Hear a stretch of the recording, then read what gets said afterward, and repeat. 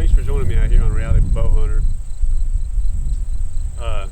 It's Sunday, September 25th. I'm a little bit behind getting to it, but we're out here setting up some mock scrapes today.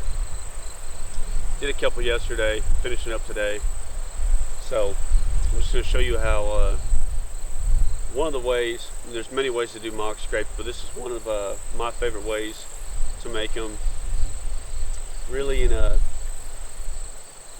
a way that you can put anywhere on your farm. And I think that's the most valuable thing about this kind of scrape. Plus there's many ways of doing this. What I'm doing here, I'm just showing you what I do personally, what's worked for me in the past. So basically we're sitting in my turnip plot here. Got my bean plot behind me, stretches down, and gonna end up setting up a deer stand basically right behind the camera up in this cedar tree. So that's one thing when setting up a mock scrape. Make sure you got a good spot picked out. I'm gonna be putting one in this food plot, and then I have one in the back food plot, and then I have a couple placed out just in kind of funnel areas on the farm, on the 20, that a lot of deer trails end up coming together that have worked out really well in the past, having a mock scrape there. So now that I've found my spot, found a spot that I'll end up having to stand fairly close to be able to get a shot at a buck that might come out here to work this scrape. I'm going to go ahead and get it dug in.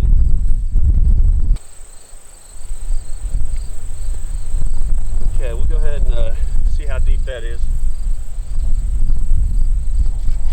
Kind of a trial and error here.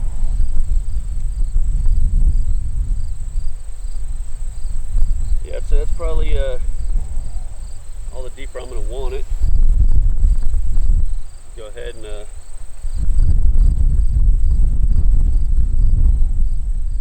grab my stick here. My limb I'm going to be using. I'm going to stick it in here and just try to make sure we're not too deep. We don't got to go any deeper.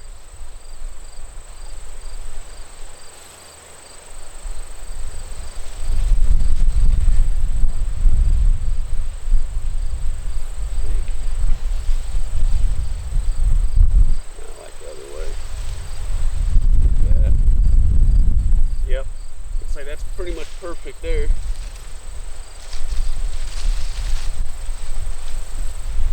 We just got to fill this hole back in with dirt we took out. That's all I do.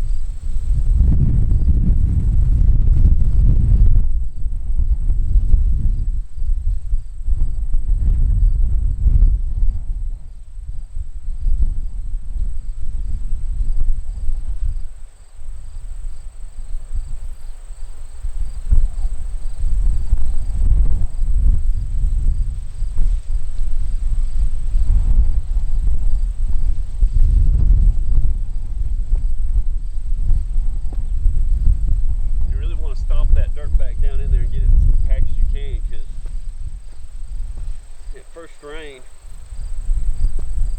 can really compact that soil and loosen it up. That's what you don't want.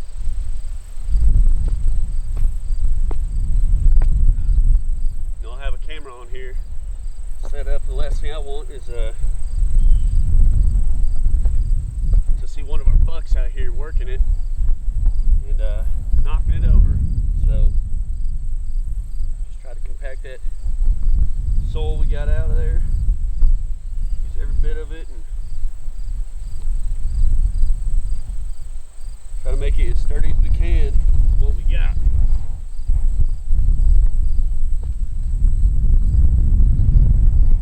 And if you really wanted to, you could cement this in, but for me,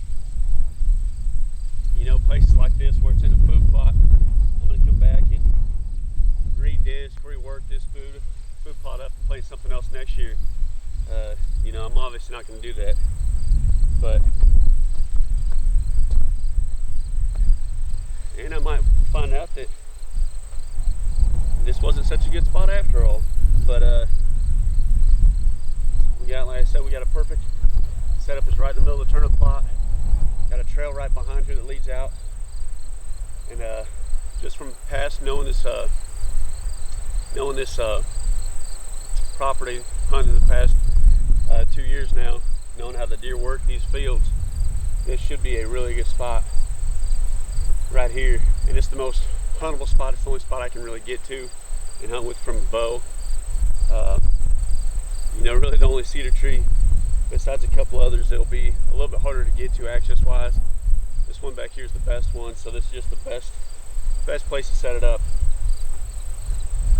So once we got that done,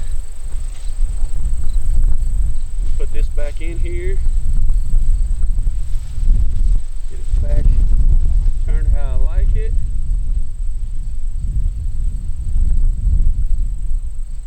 And I gotta go grab the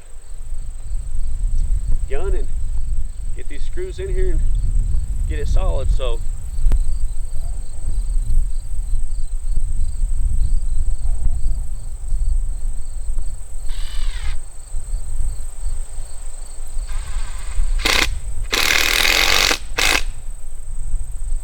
one. Okay.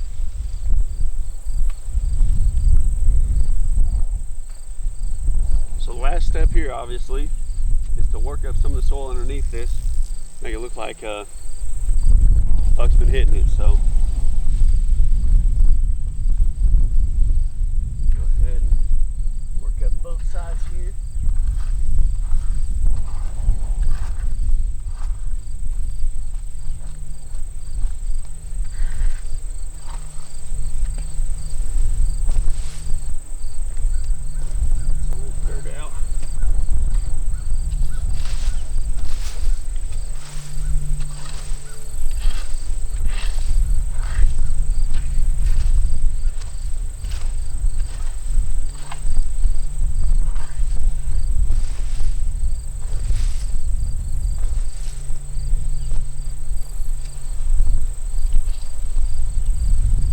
That's pretty easy to do. I mean, you don't have to use a rake. I use a rake just because it's way easier on me in this kind of setting, in a field setting. You know, you can go up to it and just use the heel of your boot or front of your boot and just kick the ground and work it up. Really, that's all you're trying to do. Some of the other spots we have our scrape set up, we actually use a weed eater to kind of get the grass cut down real low, that we can then go ahead and work it up with the rake and actually show some topsoil getting turned over and such. So that's all you really need. And as far as scent wise, I don't use any scent, never have. I mean, growing up when I was a kid, I bought just about everything you could think of to try, and never noticed any difference between, you know, all this stuff that they have going around saying this is going to help your scrapes get more attention than others. So, you know, I just prefer just a natural scent of does coming out here, bucks coming out here, rubbing their scent on it, leaving it. And then, like I said, does coming out here and doing the same thing, you know. So that's personally what I do, and that's worked really well for me. I mean, we got scrapes out here that every single buck that we've ever seen on the camera has hit.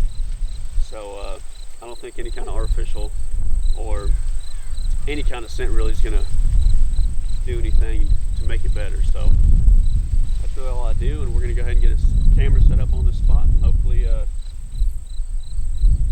here soon we'll start seeing some bucks hitting these things. All right, guys, now the biggest thing with these scrapes is just location, making sure you put them in the right spot, and that's really it. And making sure, you know, I can't say there's a given number of scrapes, mock scrapes you need to put out.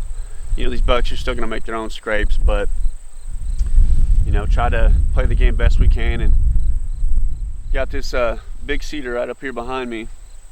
It's about the only one on this side that's actually big enough to put a deer stand in and hopefully hold myself and my camera gear. So, and it worked out best because this is smack dab in the middle of the turnip plot, and this food plot gets a lot of activity during the season once it starts getting a little bit colder. Just how it works out. So I said biggest thing is location. On my 20 acres, I have 5 mock scrapes. I got 4 of this style, and then one on the back food plot is a kind of a hanging vine style that I got with some paracord and stuff hanging it down, and it works really well. But because my 20 acres is primarily cedars, and for trees that's really it. I mean, there's not a lot of spots to really hang one of those types of mock scrapes, but where I do have trees for that mock scrapes worked out really well for me. Next to it, these things worked out immensely well. I mean, like I said, I've had pretty much every buck on the property that we've had over the past 2 years come and hit these scrapes and work them. And biggest thing for me, you know, I might be hunting there, and not to say that a buck's gonna come out of nowhere, big mature buck, and hit this scrape, but it might be something that kind of takes his attention off looking for me up there in the tree. So that's a big one. Hopefully, you know, if I do have a buck come out from somewhere, he's focused on hopefully getting to that scrape, or maybe just checking the scrape out, scenting it, versus checking me out up in the tree. So that's one big thing for these scrapes that does help, and you know, just something else to kind of take their eyes off you. But I like the location of the scrape. Like I said, I'm gonna get a camera set up on this. You know, temperatures are still not the greatest like they have been in the past couple years. We're in the 80s right now, but it is going to start dropping into the 40s in the evenings over the next few days, and then the temp's supposed to go back up, unfortunately, into October. But hopefully by mid to late October we'll be out here hunting pretty good and have some pretty good bucks on camera hitting these scrapes and on the property on the 20. So it's all we can look forward to, and we're gonna get after it. Like I said, I'm excited to see what shows up on these cameras now hitting these scrapes, the new locations. So thanks for watching.